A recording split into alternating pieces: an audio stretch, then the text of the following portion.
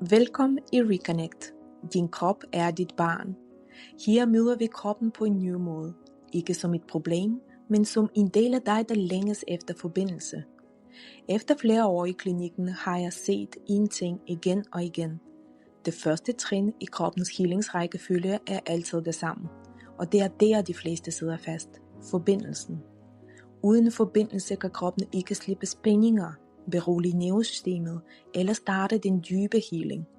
Derfor er denne podcast til dig, der lever med smerter, uro eller bare føler, du ikke rigtig kan mærke din krop længere. Her guider jeg dig ind i den naturlige forbindelse mellem krop og sind, så du kan begynde at slippe inflammation, gamle mønstre og træthed, gennem nærvær, tryghed og årsagsforståelse. For når du møder din krop, møder du din healing. Mit navn er Alina Hansen. Jeg er refleksterapeut med speciale i årsagsbehandling, traumer og kroppens egen healingsrækkefølge. Jeg har selv gået vejen, og nu vil jeg gerne guide dig tilbage til dig selv. Tak fordi du er her. Lad os nu starte rejsen sammen. Hej skønne mennesker. I de sidste mange episoder har vi arbejdet med de 2 første fundamenter i healingsrækkefølgen.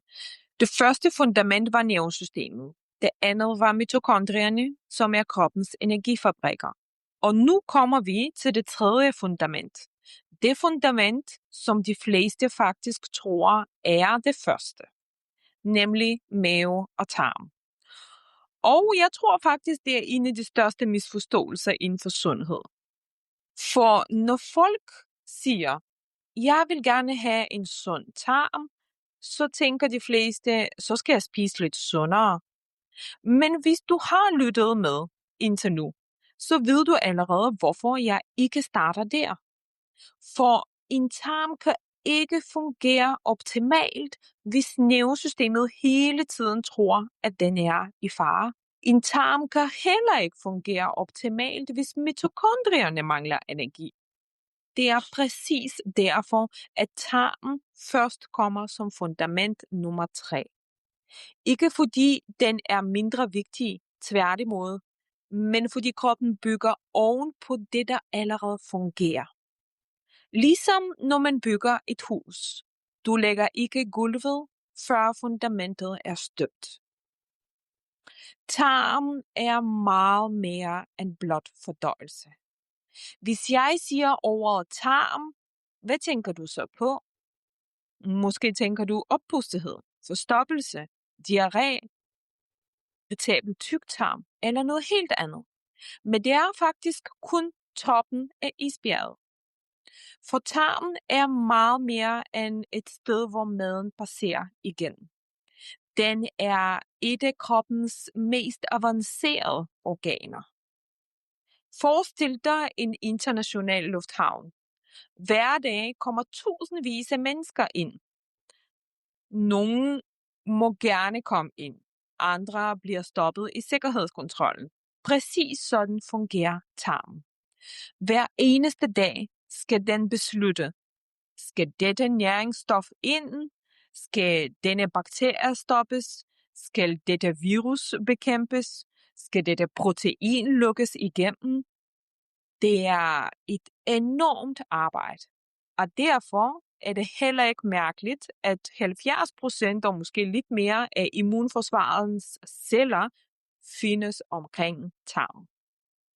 Ikke fordi immunsystemet bor i tarmen, men fordi tarmen er en af kroppens største kontaktflader med omverdenen. Den er faktisk mere udenfor, end vi tror. Det, der ligger inde i tarmen, er biologisk set stadig uden for kroppen, indtil det passerer gennem tarmvæggen. Det synes jeg er virkelig fascinerende. Kroppen er virkelig selektiv. Det er en af de mest imponerende ved tarmen, synes jeg. At den hele tiden sorterer. Forestil dig en dørmand. Han står foran en natklub. Nogle får lov til at komme ind, andre bliver afvist. Hvis dørmanden bliver træt eller forvirret, så begynder problemerne.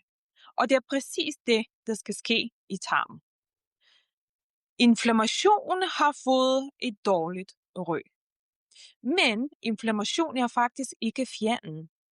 Inflammation er kroppens reparationshold. Ligesom vi talte om tidligere i podcasten, problemet opstår først, når reparationsholdet aldrig får fri.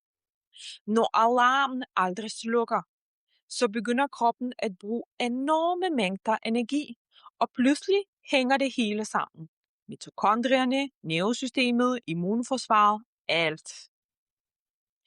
Forestil dig en vagthund. Normalt gør den kun, når der kommer indbrudstyve. Men hvad nu, hvis den begynder at gøre hver eneste gang postbuddet kommer, eller naboen eller børnene, så bliver den et problem. Ikke fordi den er ond, men fordi den reagerer for meget. Det er lidt sådan, et overaktivt immunforsvar kan fungere. Det forsøger stadig at beskytte dig, men det reagerer på ting, som måske slet ikke burde være en trussel. Derfor starter jeg næsten aldrig med kosten. Og det overrasker virkelig mange. For folk forventer ofte, at jeg siger, fjern gluten, fjern sukker, fjern mejeriprodukter, men ofte starter jeg et helt andet sted. Jeg starter for eksempel med at spørge, hvordan sover du?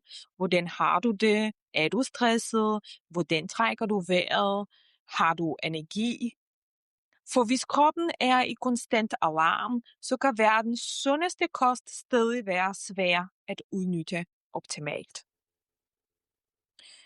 Mavesyren er også en af de ting, der er virkelig overset. Noget af det mest overset faktisk. Mange tror, at mavesyren kun handler om halsbrand. Mavesyren er kroppens første kemiske forsvar. Den hjælper for eksempel med at nedbryde protein, at optage mineraler, at optage B12, at dræbe mange uønskede mikroorganismer. Hvis mavesyren er for lav, så kan hele kæden bagefter blive påvirket. Og det kommer vi til at dykke meget mere ned i en senere episode. Og det samme gælder nemlig resten af fordøjelsen. Der er så mange ting, der påvirker tarmen. Hvordan tykker du? Hvor hurtigt spiser du? Hvordan er din mundhygiejne? Har du fået fjernet gælleblæren? Har du fået fjernet blindtarmen? Har du fået fjernet mandlerne? Har du fået fjernet en del af tarmen? Hvordan fungerer bysbeskirtlen? Hvordan fungerer gælden? Hvordan fungerer slimhinden? Hvordan fungerer bakterierne? Det hele spiller sammen. Og det er præcis derfor, jeg aldrig ser tarmen som et organ. Jeg ser den som et helt økosystem. Hvis du kun husker en ting fra dagens episode, så lad det være dette. Din tarme er ikke bare der, hvor du fordøjer mad.